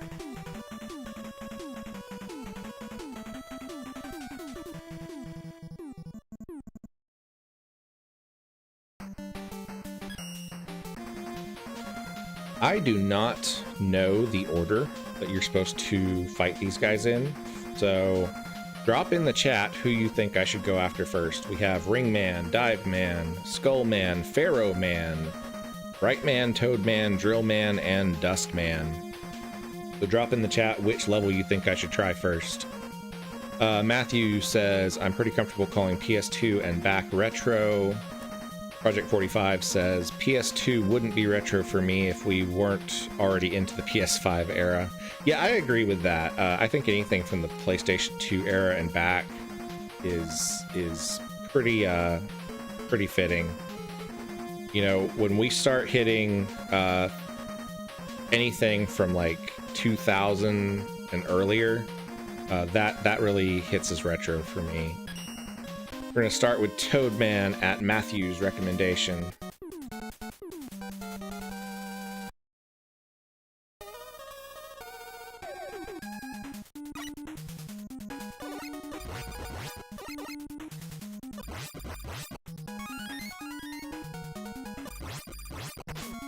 Ouch.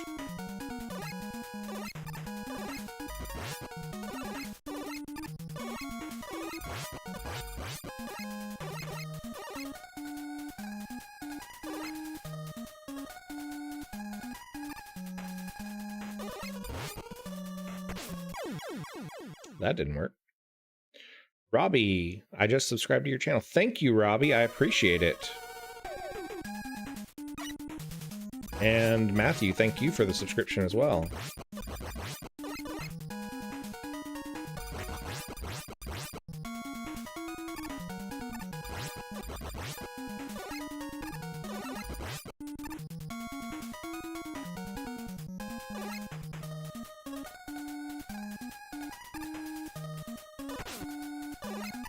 Apologize for not reading chat too much right now. It's a little bit difficult to manage this level and read at the same time, because there is a light pressure that you have to keep. I'm not sure if you can tell, but if you stand still for too long, the wind starts pushing you back in this level.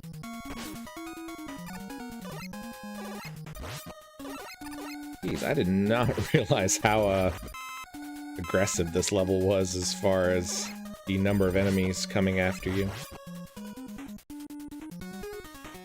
It actually kind of lags out the emulator just a little bit.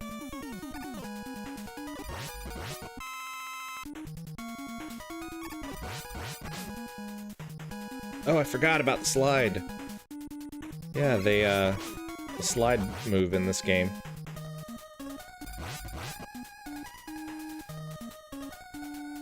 Alright, we're out of the rain. Let's see. Project 45 says, Toadman, yes sir. My chat was broken for some reason, but me and Matt on the same page here. Matthew says, nice jump between the smaller birds right there. That's trickier than it looks. Yeah, it is.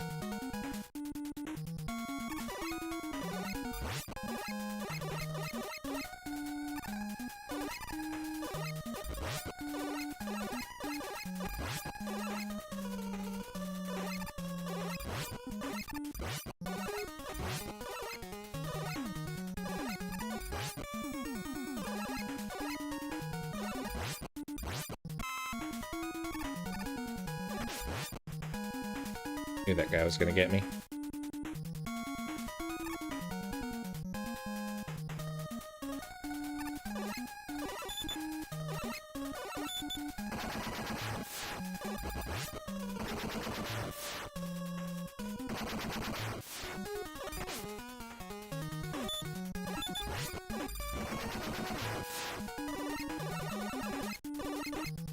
Hold on just 1 second. I need to tweak my controls.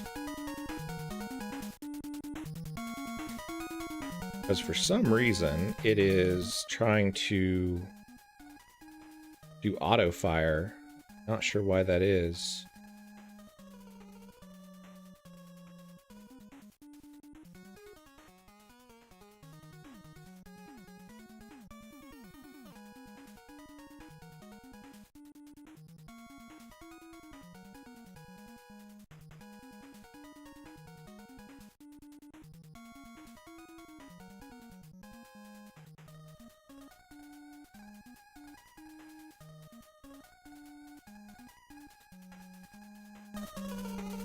Let's...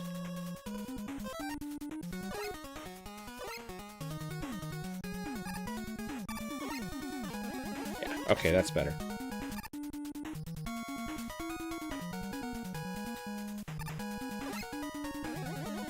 For some reason, I couldn't charge up because it was trying to auto-fire for me.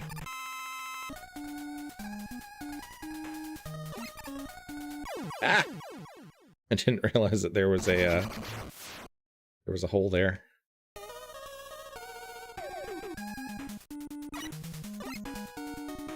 I want to say that Mega Man 4 was the first game where they added the Mega Buster.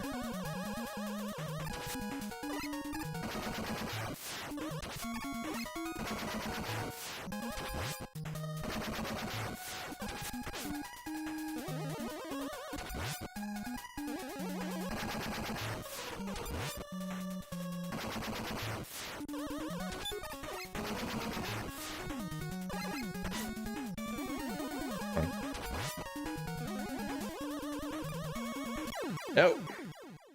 This is a tricky little fight right here because if you are standing right under the waterfall, it doesn't push you off to the side, but you can't jump. And if you are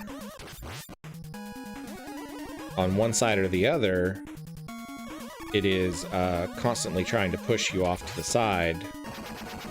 And then you are very carefully trying to dodge the bombs and this guy's eyes when he starts throwing them.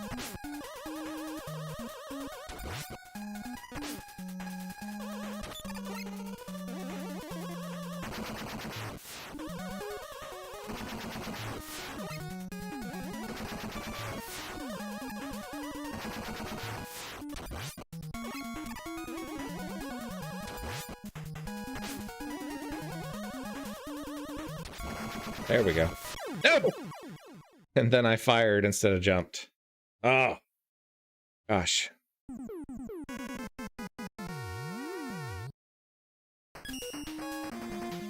Okay, we tried Toadman. We're gonna try somebody else this first time. Tell me who you think I should try.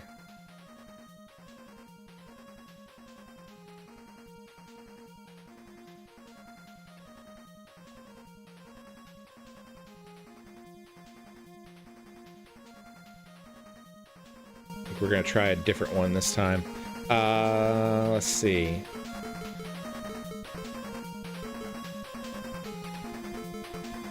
Go for Ring Man.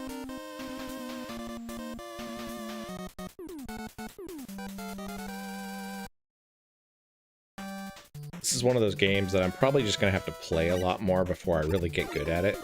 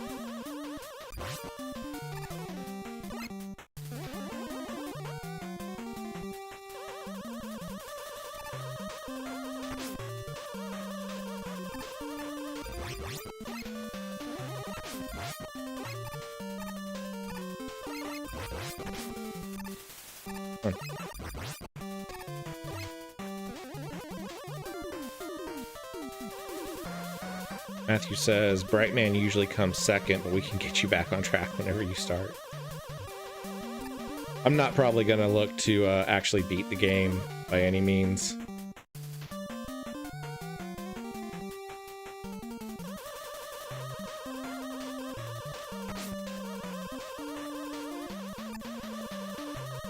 What are you supposed to do to this guy? I don't remember. Oh, okay. That's right.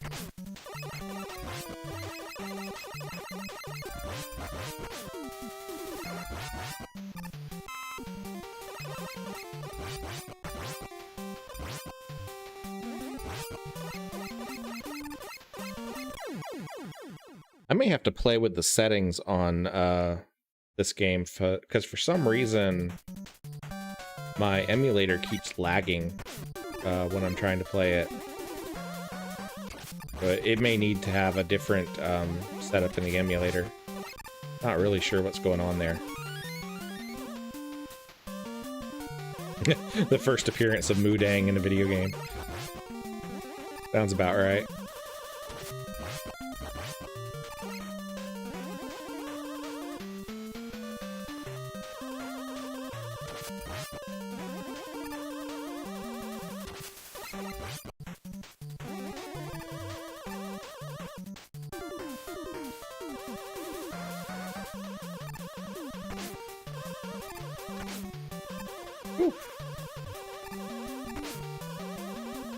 Yep, the lag got me on that one. Come on.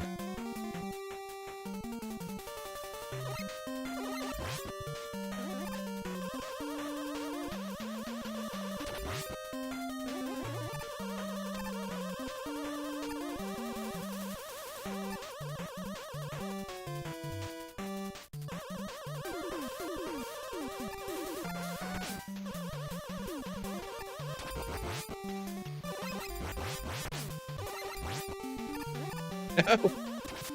There we go. Back on track here.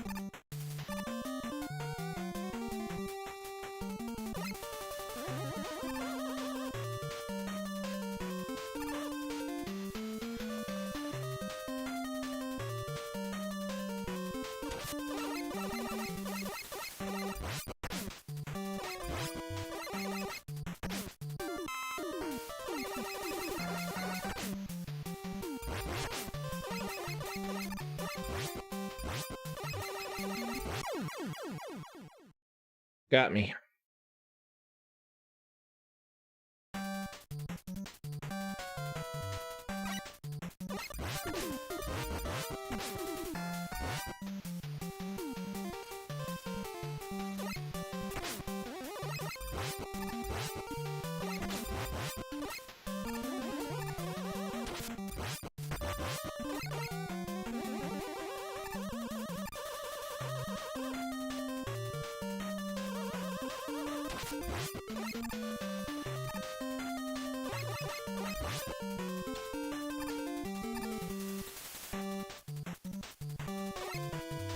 I always like the music in these classic Mega Man games. I actually have a playlist of a lot of the music from the original Mega Man games that I listened to.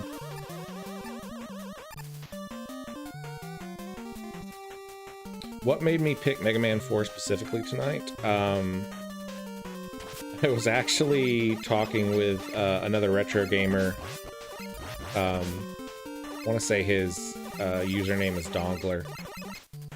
And he had asked about how do you rate each game in the series, in the classic series. And I put Mega Man 4 near the bottom of the list. And he took issue with that, so he said that I needed to give it another shot. So I figured that I would, but it's not my favorite in the classic series. I've only played it a handful of times.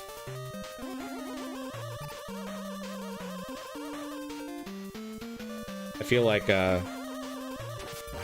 Mega Man 5 took like everything that they kind of tried to start doing in this one and really perfected it.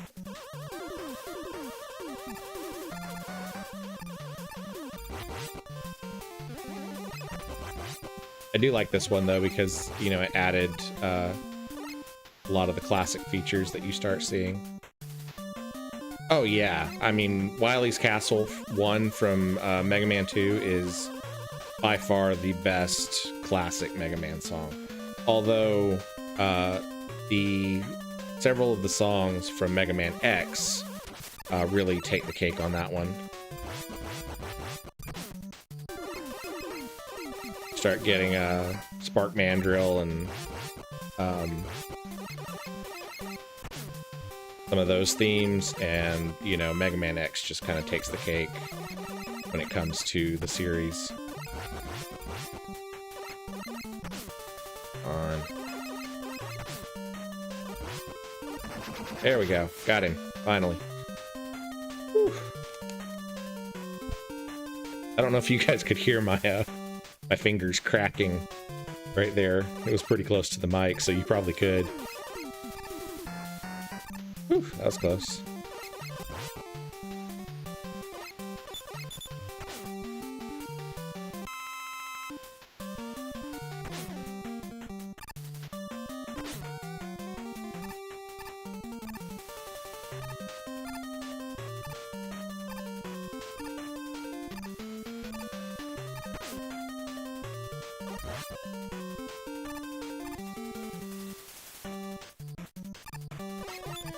Mega Man X has a legit rock soundtrack. That is true. Come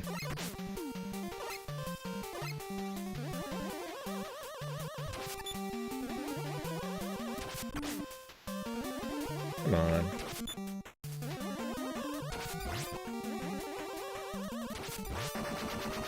There we go. There are some really cool YouTubers that have played covers of the Mega Man X soundtrack. It's another Mudang. And rocket hippos.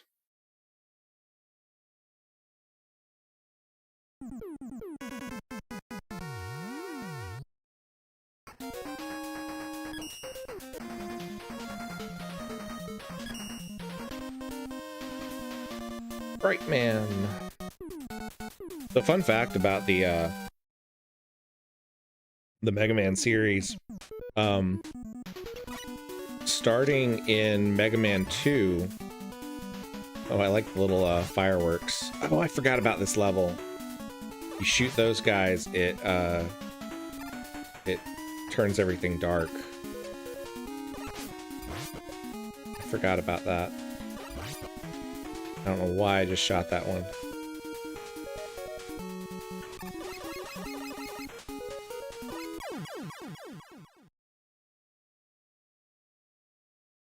Yeah, this level you got to be really careful with, because if you shoot the guys that look like light bulbs, it actually turns the light off.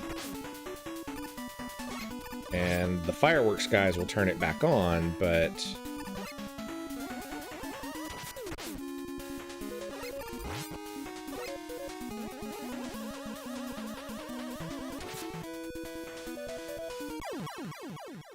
didn't I make that jump? This level has a real lack of farmable enemies for replenishing health. Yeah, that's true.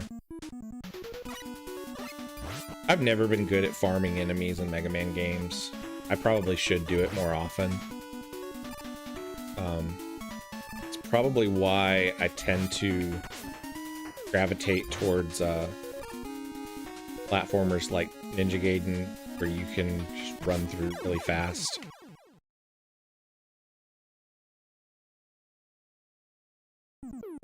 Some of these Mega Man games, you have to think a lot more strategically, and it doesn't work so well if you're just trying to rush through as quickly as possible. At this point, I'm just kind of familiarizing myself with some of the levels again.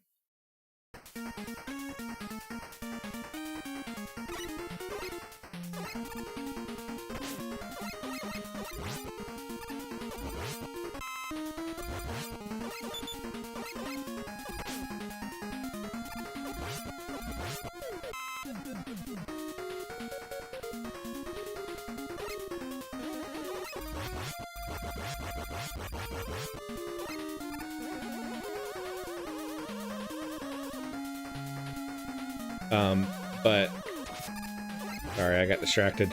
What I was saying is, starting with Mega Man 2, Capcom started doing a design contest for the robot masters of each game.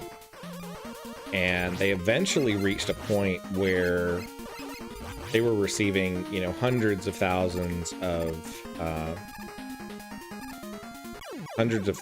entries for them. And just about every Mega Man game up until I think about Mega Man 8, most, if not all, of the Robot Masters were based on submissions from those from those contests. I cannot remember the developer's name, who was sort of the main developer for the classic Mega Man. I would butcher his name if I tried to say it without looking it up, but he often redesigned a lot of the characters that came in through the design contest to sort of fit the aesthetic of the Mega Man series. But a lot of the initial ideas came from those design contests. That was dumb. I thought I could, like, jump and grab that at the same time, but that was not happening.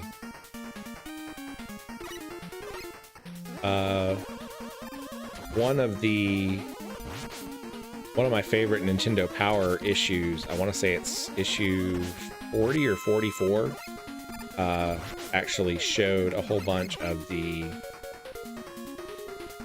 submissions that came from that design contest over the years. They're pretty neat. Matthew says, all right, time for another kitty pill time. I need to drop off. This was fun, Wobble. See you on Blue Sky. Thanks for hanging in, Matthew. My stream is actually ending probably fairly soon anyway, so you're not missing a whole lot. Misery Machine says, sorry for the long silence. Had to put the baby to bed. Hey, that's how it goes. We have swapped over to Mega Man 4, Misery Machine.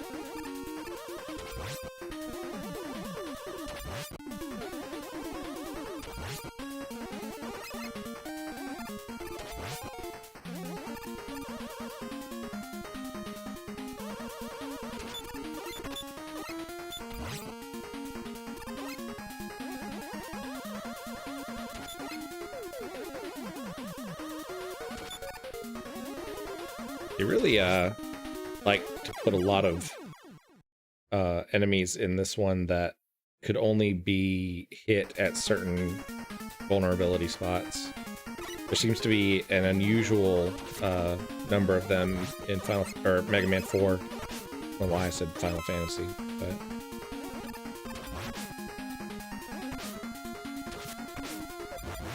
you can tell I'm starting to get tired.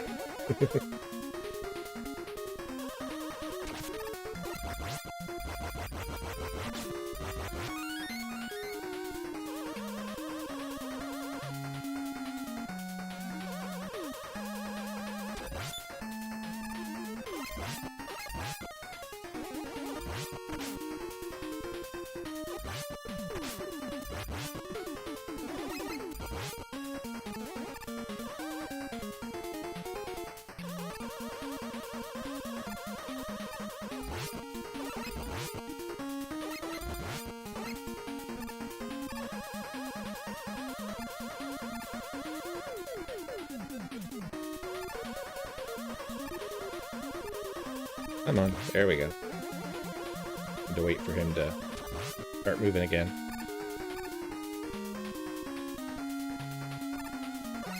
Misery Machine, I signed up for Blue Sky. What's your handle? I go by wobblerocket.com over there. There's also a link to my profile in the description if that's easier. Tony! Hello, hello. How was your Secret of Mana Turbo stream?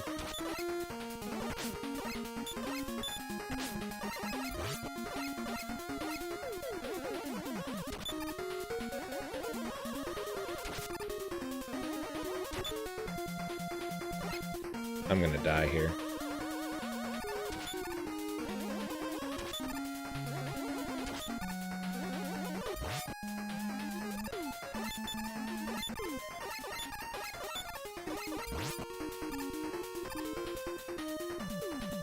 Made it.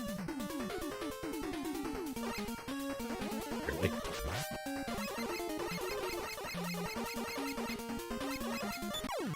Yep, got me.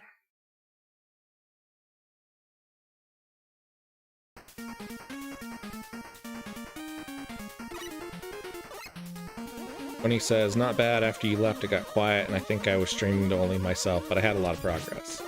You know, that's the way it goes sometimes. Sometimes there's just not a whole lot of an audience.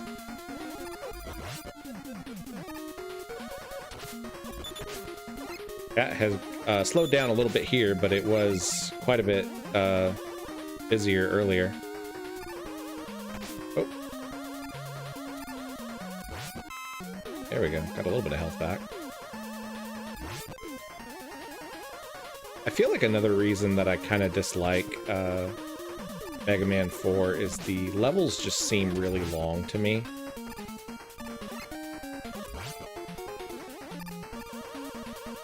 They hadn't quite perfected the level length at this point. Dang it. Got me.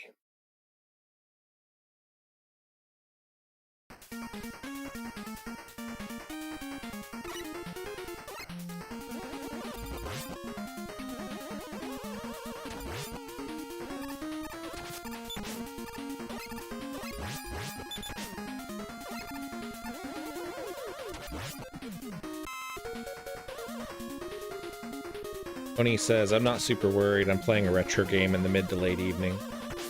Yeah, this stream is just sort of the reason that I call it Sunday Night NES. It's just a chill, like, playing the game is not the main focus, you know? It's just kind of a time to unwind and relax before the work week starts and everybody gets busy again.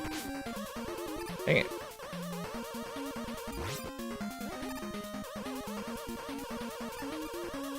There's something about holding the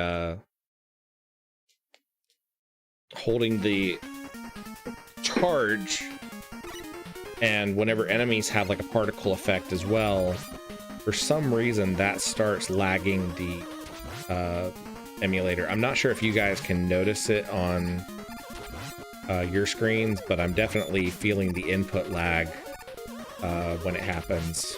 So it's a little bit tricky. Misery Machine said, The levels are super long and the bosses are pretty punishing. I found that to be the case with all the early Mega Man games, though. Some of them are worse than others.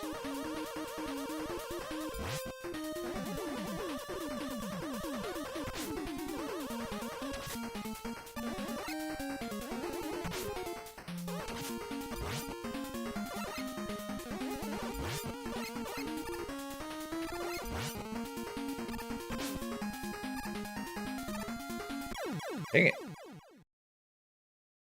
Tony says, yeah, it's a low-key classic vibe. It's like those TikToks about the guy who sets you up with a cozy cup of coffee, a cozy cup of tea, and puts on the SNES with the CRT TV to help with sleepless nights. I kind of miss playing some of these old games on the CRTs, and there are a couple of retro gamers that's what they do. Like, they focus on playing these old games on the original hardware. I always think that's really neat. It's not something that I've decided to go for because, like I said, there's the epilepsy issues and things like that. That didn't work.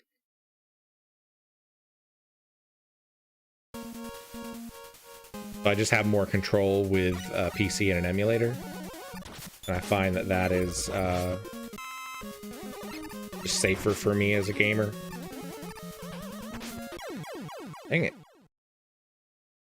Misery Machine. My most recent retro game outing was finally tackling the original Legend of Zelda. I played through it last weekend on my Switch and really enjoyed it. That game is a lot of fun. Did you do the second quest? Dang it, I keep forgetting about that guy. Misery Machine says, it was my first time beating it. There's a huge CRT gaming community. I didn't realize how big that community was.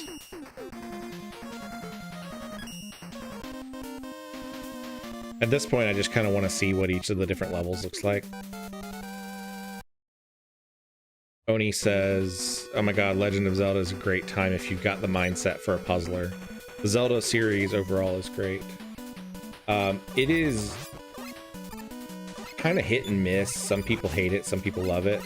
I actually really enjoy the second Zelda, Link's Adventure. I just think it's kind of fun with the side-scrolling sequences. Some people just hate it and don't really consider it to be part of the series, but I actually really liked it.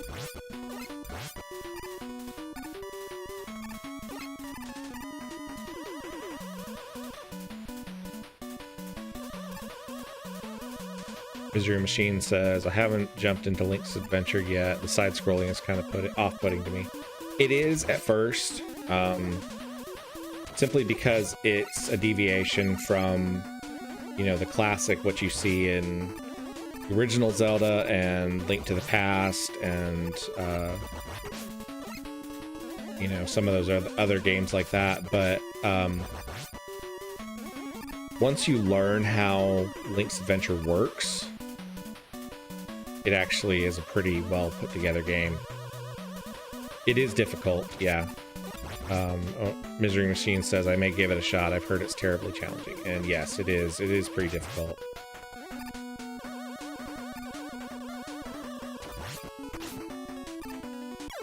Dang it.